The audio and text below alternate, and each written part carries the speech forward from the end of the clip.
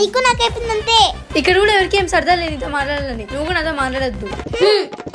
ఇప్పుడైనా చెప్తావా ఏమైందో? ఎందుకు అంత డల్ గా ఉన్నావు? నాకు చాయ్కి గొడవైంది విద్య. అప్పుడు నేను ఎప్పుడు మాట్లాడకూడదు అనుకున్నాను, కానీ నాకు ఎంత బాధ అవుతుంది తెలుసా? మరి అంత బాధ అయితే వెళ్ళి మాట్లాడొచ్చు కదా. అరే ఇప్పుడే కదా గొడవైందని మళ్ళీ ఎట్లా మాట్లాడతాం? నువ్వు ఇట్లంటే నేనేమంటాను? మీ ఇష్టం. ఇంకా ఇప్పటికీ మనం గంట సేపు అయింది ఇలా కూర్చొని. ఇంతకు ఏం జరిగింది? నీ కళ్ళు ఎందుకు అలా ఉన్నాయి? ఏం లేలే.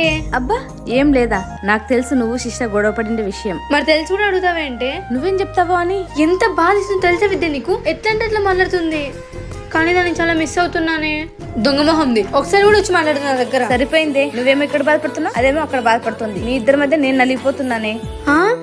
ఇందాక అది వచ్చింది, సేమ్ ఇలానే బాధపడింది. నిజంగానా? అంటే నీ ఫ్రెండ్ నమ్మవా? అబద్ధం చెప్తాను. ఎందుకు నమ్మను? మీ ఇద్దరు నాకు రెండు కళ్ళే. బాయ్ పాపా.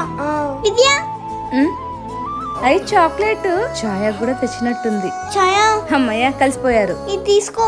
I'm sorry. లేదు లేదు లేదు,